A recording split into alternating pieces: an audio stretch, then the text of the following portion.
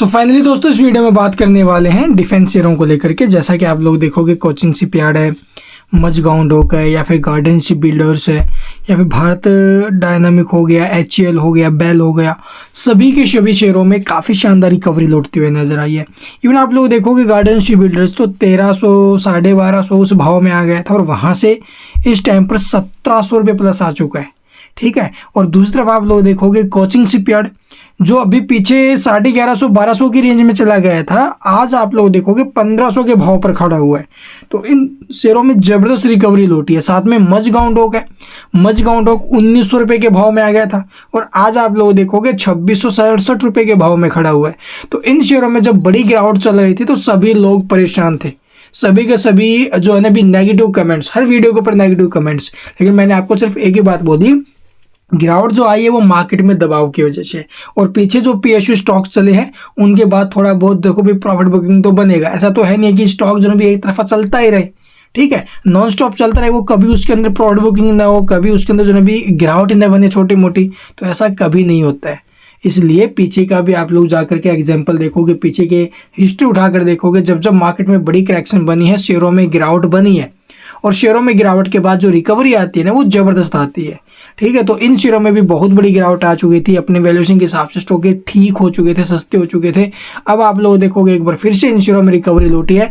तो खबरें क्या है वो हम डिस्कस करेंगे। बाय होल्ड सेल ये आपके ऊपर डिपेंड करता है, अभी आपको कहाँ खरीदना, कहाँ पर रखना, कहाँ पर बेचना है। लेकिन हाँ, अच्छी क्वालिटी की कंपनियों में इन्वेस्ट कीजिए, रिसर्च कीजिए, एनालिसिस कीजिए अपना खुद का, उसके बाद ही जो भी 5 से 10 बार सोच विचार करके ही इन्वेस्ट करो, क्योंकि पैसा आपका है। ठीक है। प्रॉफिट होगा तो आपको होगा, नुकसान होगा तो आपको होगा। ठीक है। कोई भी आएगा आपको बोलेगा भाई ये शेयर खरीद लो, ये पर्टिकुलर शेयर है 4-5 इनको खरीद लो, ये एक शेयर है इतना रिटर्न देगा, इसमें पैसे डाल दो जितने भी है। तो ऐसा कभी मत करना भाई। ठीक है। कभी भी मत करना। अपनी इन्वेस्टमेंट करने से पहले, ठीक है, उस कंपनी को जांचो, परखो, उसके अंदर क्या चल रहा है, क्या आने वाले टाइम में उसके अंदर ग्रोथ बनेगी नहीं बनेगी, उसके बाद इन्वेस्ट कीजिए भाई। तो चलिए एक बार देखते भी खबरें आई हैं, और मार्केट बंद होने के बाद आप लोग देखोगे खबरें आई। इससे पहले आपने देखा होगा मझगांव डॉक को लेकर के खबर आई थी कि इसने जो भी एक MOU साइन किया है, वो भी एक पॉजिटिव न्यूज़ थी भाई। और इन शेयरों की जो ऑर्डर बुक है कंपनियों की वो भी काफ़ी अच्छी है। इसलिए लॉन्ग टर्म के बारे में सोचो भी, अगर आपको इन्वेस्ट करना है तो लॉन्ग टर्म, कम से कम 3 से 4 साल का व्यू आपका होना चाहिए। ठीक है। उस कंडीशन में आप लोग पैसे डालो। अदरवाइज आप लोग सोच रहे हो भी आज खरीद लेते 1 महीने में डबल हो जाएगा, 2 महीने में डबल हो जाएगा, ये अपने दिमाग से ख्याल निकाल दो भाई। ठीक है। हाँ, हो सकता है, इसमें कोई दया नहीं, हो सकता है, लेकिन 100% श्योर कुछ भी नहीं है मार्केट के अंदर, समझ गए। तो चलिए अब देख लेते खबर क्या आई है।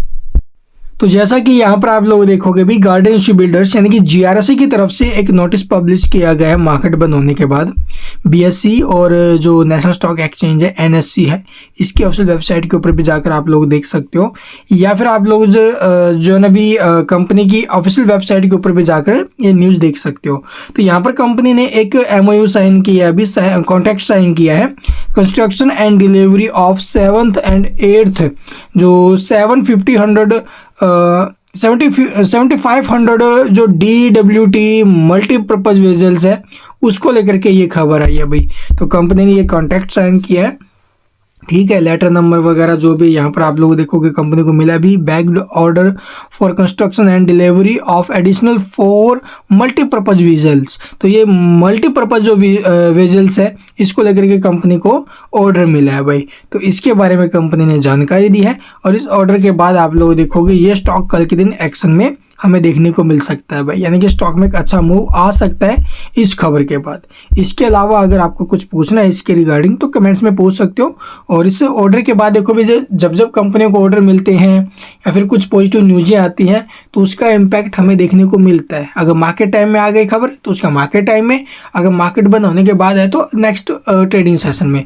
और आपने देखा होगा अभी FI वाले लगातार जो ना भी अच्छी खरीदारी करे हैं, पिछले 4-5-6 ट्रेडिंग सेशन में काफ़ी अच्छी रिकवरी हमें देखने को मिली है। साथ में आप लोगों ने एक चीज़ और नोट की होगी, जो FI की खरीदारी के साथ साथ डॉलर का कमज़ोर होना, ठीक है, हमारे लिए पॉजिटिव है, इसके साथ साथ आप लोग देखोगे सेबी की तरफ से भी आज की जो बोर्ड मीटिंग थी उसके अंदर भी एफआई को एक अच्छा संकेत दिया गया और वहाँ से आप लोग देखोगे एक अच्छी मूव हमें बाजार में देखने को मिल सकती है। हमारे बाजार को लेकर के जो नेगेटिव चीज़ें फैल रही थी वो सब कुछ अब धीरे धीरे करके ख़त्म हो रही है और आपने देखोगे 25 बेसिस पॉइंट्स भी कट हुए थे, रेट कट हुआ था, जीडीपी के अंदर भी ग्रोथ आई है, तो हमारे लिए सब कुछ पॉजिटिव है। अब हमें चलना लॉन्ग टर्म के ऊपर है भाई। अच्छी क्वालिटी के शेयरों में पैसा डालिए, यही नहीं कि इन 3 कंपनियों के अंदर ही नहीं भाई, डिफेंस के अंदर और भी बहुत सारी कंपनियां, एचएल हो गया, बेल हो गया, भारत डायनामिक्स हो गए, और भी बहुत सारी कंपनियां हैं जहां पर आपको जो बेस्ट लगे उसके अंदर इन्वेस्ट कीजिए, क्योंकि सभी के सभी गिरावट के अंदर है। इसके साथ साथ रेलवे के अंदर है या फिर पावर सेक्टर के अंदर है, ऑटो सेक्टर के अंदर है, ज्वेलरी सेक्टर के अंदर है, जो भी अच्छी कंपनियां हैं खरीदारी के लिहाज से अच्छे वैल्यूएशन पर आपको मिल रही है तो वहाँ पर हम ट्राई कर सकते हैं। आगे आपकी मर्जी, आप किस प्रकार से क्या स्ट्रैटेजी बनाते हो। Thank you for watching the video.